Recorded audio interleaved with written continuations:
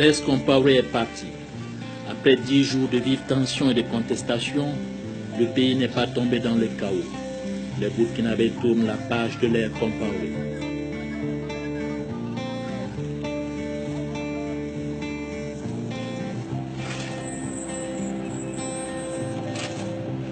La lutte est aboutie, donc nous demandons à la jeunesse de libérer les voies pour que la vie puisse reprendre son cours normal et que Blaise n'ait pas raison quand il dira qu'après lui ça sera le chaos. Nous allons lui démontrer que le Burkina continue de vivre après Blaise Compaoré.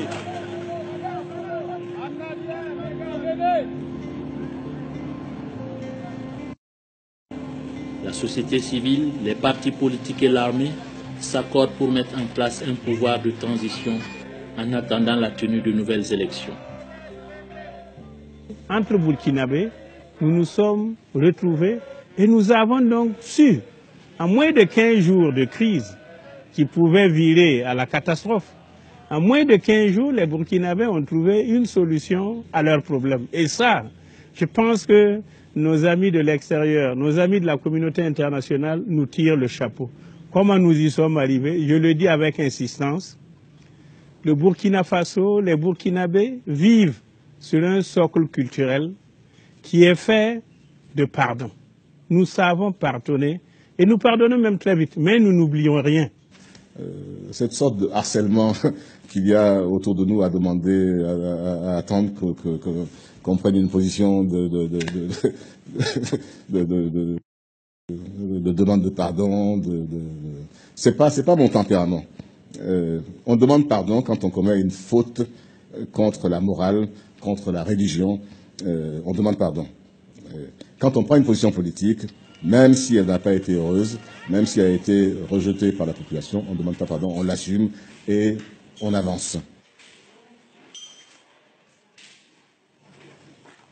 Le CDP n'a posé aucun acte qui va à l'encontre de la Constitution. J'invite n'importe qui à venir me démontrer le contraire. Le CDP n'a jamais appelé qui que ce soit à aller brûler chez quelqu'un. Le CDP n'a jamais demandé à quelqu'un de manifester, d'aller brûler l'Assemblée nationale. Et on ferait le meilleur culpa sur quelle base?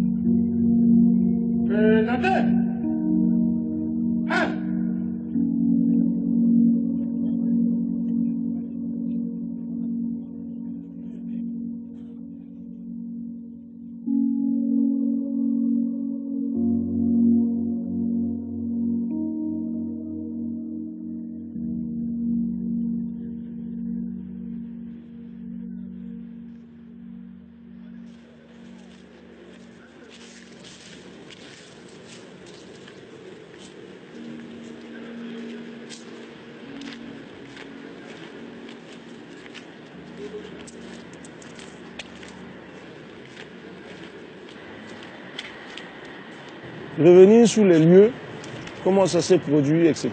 On revoit un peu tout le film. Et puis on se dit que finalement, on se rend compte de la folie des hommes, notamment ceux-là qui nous dirigent.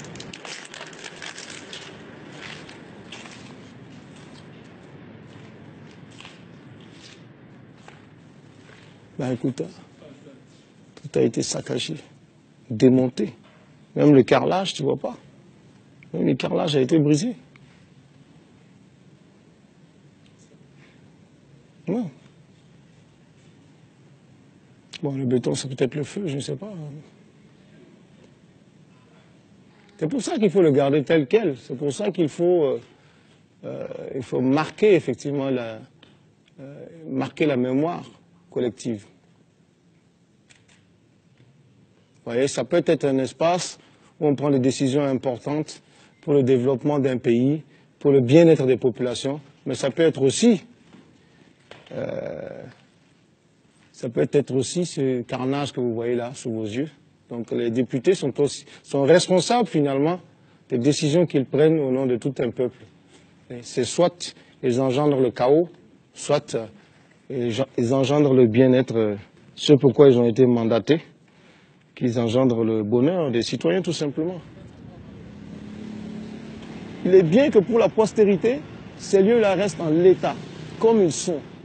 Transformer l'Assemblée en musée, on sait que pour les générations futures, là, ça va servir. On veut travailler l'architecture de façon à ce que la nouvelle Assemblée soit jumelée à ce musée-là en question, et de façon à ce que nos honorables députés soient obligés de traverser le musée pour avoir accès à leur bureau, de façon à ce que ça reste définitivement un exemple, l'exemple de ce qu'il ne faut pas faire.